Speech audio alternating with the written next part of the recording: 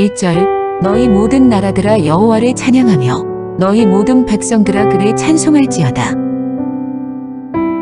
2절 우리에게 향하신 여호와의 인자하심이 크시고 여호와의 진실하심이 영원함이로다. 할렐루야. 오늘 우리가 함께 살펴볼 말씀은 시편 117편의 말씀입니다. 이 시편 117편은 시편을 통합해서 가장 짧은 시이기도 하고요.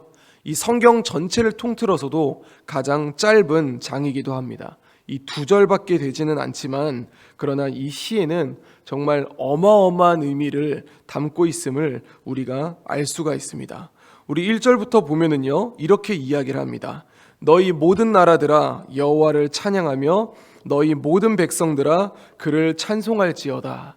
그래서 시인은 지금 모든 나라들을 향하여 하나님을 찬양하자고 얘기를 하고, 그 다음에 그 나라에 속해 있는 모든 백성들에게 하나님을 찬송하자고 그렇게 얘기를 합니다. 그러면서 2절에 이렇게 얘기를 하죠. 우리에게 향하신 여호와의 인자하심이 크시고 그리고 여호와의 진실하심이 영원함이라고 얘기를 합니다. 그 하나님의 인자하심이 우리에게 위로가 된다는 것을 뜻합니다. 사실 우리가 살아가면서 정말 우리가 알고 있는 또는 알지 못하는 또 내가 인지하는 또는 인지하지 못하는 수많은 죄들이 있는데, 그 죄가 있으면 우리가 하나님 앞에 갈 수가 없는데 그 하나님의 인자하심이 크기 때문에 우리가 하나님 나라에 들어갈 수 있다라는 그런 위로가 우리에게 임한다라는 것이죠. 그리고 여호와의 진실하심, 여기서 진실하심이라고 이야기되어 있지만 또 하나님의 성실하심을 얘기를 하거든요. 그 하나님의 성실하심이 우리에게 있어서 그 소망이 된다라는 것, 그 뜻을 이제 이 시는 담으면서 이제 할렐루야라고 하면서 하나님을 찬양하게 됩니다. 사랑하는 성도 여러분, 오늘 우리는 이 2절의 시를 읽고 있지만 우리는 이 시를 읽으면서 당연히 하나님을 모든 나라가 찬양하고 모든 백성이 찬송해야지 라고 생각할 수 있지만, 우리가 곰곰이 생각해 봐야 될 것은 뭐냐면 이 시는 구약시대에 쓰였다라는 것입니다.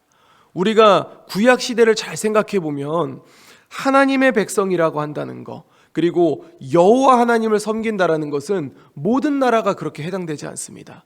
누구냐면 바로 이스라엘 백성들만 해당이 된다는 것이거든요. 그런데 그 이스라엘 백성들이 모든 나라를 향해서 찬양하라고 이야기한다는 것은 정말 그 당시 시대로서는 조금 충격적인 이야기일 수도 있고, 그리고 우리가 이제 읽을 때에는 그냥 당연하지라고 생각할 수 있지만 또 이방 나라들이 들을 때에는 놀랍다라고 여길 수 있는 그런 부분이라는 것이죠. 다시 얘기하면 무슨 얘기냐면은 하나님은 구약 시대에 이스라엘 백성을 택하였지만 하나님의 계획은 모든 나라, 모든 백성들을 구원하고자 하는 하나님의 뜻이 담겨져 있다는 것을 우리는 이 시를 통해 알 수가 있습니다. 그래서 우리가 이제 신약 성경을 보면은 이 사도 바울이 이 시를 근거로 해서 정말 그 복음을 모든 나라에게 전파해야 된다라고 그렇게 얘기를 합니다. 그러니까 신약 시대에서도 유대인들은 하나님의 복음은 우리만 받을 수 있다, 우리만 가질 수 있다라고 얘기를 하지만 이 사도 바울은 이 이방인들의 이 복음 전도자라고 얘기하지 않습니까? 그래서 사도 바울이 정말 그 복음을 전할 때에 이 시편 117편을 근거로 삼아서 시편에 뭐라고 기록되어 있느냐, 모든 나라라고 하고 모든 백성이라고 하지 않느냐, 모든 사람에게 우리는 복음을 전할 그런 의무가 있다라고, 그리고 모든 백성들이 복음을 받을 수 있는 그런 증거가 된다라고 그렇게 이야기를 합니다. 그리고 우리가 기억할 수 있는 두 번째 이야기는 뭐냐면요, 바로 하나님의 성품입니다. 하나님의 인자하심과 하나님의 진실하심이죠. 우리가 이제 신앙생활을 하면서 한 가지 기억해야 될 것이 하나 있습니다. 우리가 이제 보통 전도를 하면은 뭐라고 얘기를 하냐면 예수 믿고 구원받으세요라고 얘기를 합니다. 그래서 우리의 신앙생활의 어떤 가장 큰 목적은 구원받음이라고 이렇게 생각할 때가 있는데요, 우리가 또 한 가지 놓치지 말아야 될 것은 뭐냐면 구원받은 우리가 어떻게 살아갈 것인가입니다. 구원받은 우리가 무엇을 바라보며 살아갈 것인가입니다. 우리가 놓치지 말아야 될 것이 무엇이냐면 구원받은 우리는 하나님의 성품을 닮아가야 할 줄로 믿습니다. 예수님의 성품을 닮아가야 될 줄로 믿습니다. 우리가 예수님을 믿어서 구원을 받은 사람들이고 그런 구원받은 사람들이 모인 곳이 교회인데 우리가 살아가는 모습이 예수를 믿기 전과 달라지지 않는다면 우리는 세상으로부터 복음을 전할 수 있는 힘을 가질 수가 없습니다. 한번 잘 생각해 보십시오. 내가 예수를 믿기 전에 거짓말을 잘하는 사람이었는데 예수를 믿고 나서도 거짓말을 계속한다면 사람들에게 복음을 전하라고 할 때 그 사람들이 저를 보고 뭐를 믿겠습니까? 우리는 말씀을 보면서 예수님을 만날 수 있지만 밖에 있는 세상 사람들은 우리를 통해서 예수님을 발견하고 우리를 통해서 하나님을 알 수가 있는 것이거든요. 사람들에게 신뢰를 줄 수 있어야 되고 사람들에게 구별될 모습을 보여줄 수 있어야 한다는 것입니다. 그래서 예수님은 우리 보고 뭐라고 얘기하냐면은 예수님은 나만 세상의 빛과 이 소금과 빛이라고 얘기하지 않고 우리가 세상의 빛과 소금이 되라고 얘기를 하십니다. 그 얘기는 뭐냐면 이 땅에 빛으로 오신 예수님을 닮아가야 하는 것이 우리 삶의 목적이 되어야 한다는 것입니다. 사랑하는 성도 여러분, 오늘 이 시는 우리에게 있어서 복음에 대한 이야기를 해주고 있습니다. 2절에 있는 하나님의 인자하심과 하나님의 진실하심, 우리의 위로되고 우리의 소망되는 그런 하나님의 성품을 우리가 닮아가야 되고 그 닮아가는 우리가 사람들에게 나아가 모든 나라들아 하나님을 찬양해라, 모든 백성들아 하나님을 찬송해라라고 말할 수 있는 그런 복음 전파를 할 수 있는 그런 우리의 모습이 되어야 된다는 것을 주님은 이 시를 통해 말씀해 주고 있습니다. 이제 오늘 하루가 시작됩니다.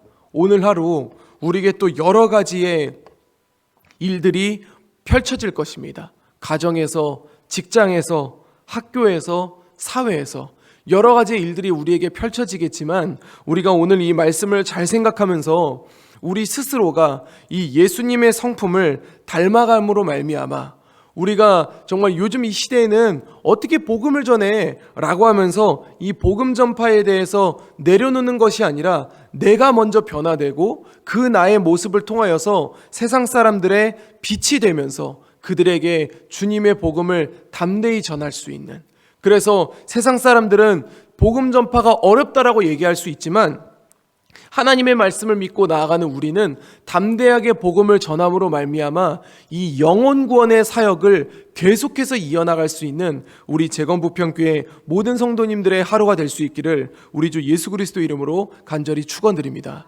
기도하겠습니다. 이제 오늘 받은 말씀으로 함께 기도하겠습니다.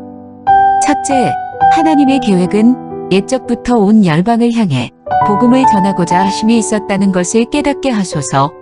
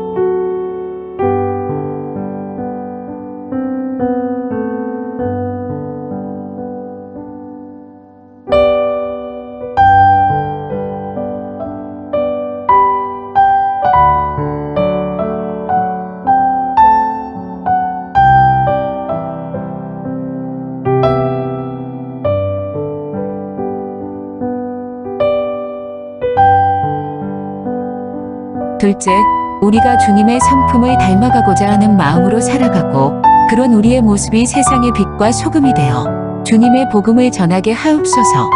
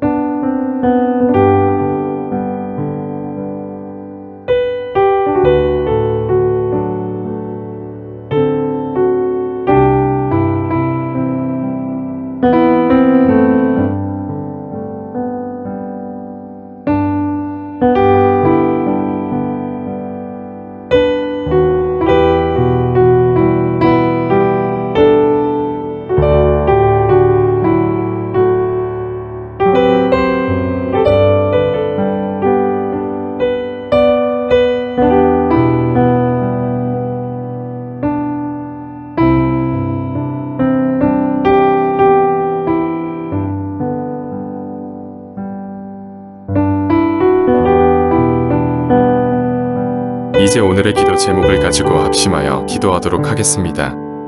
첫 번째, 하나님, 모든 사람들을 사랑하시고 모든 사람들로부터 찬양받기를 원하시는 차별 없는 하나님의 모습 담게 하옵소서.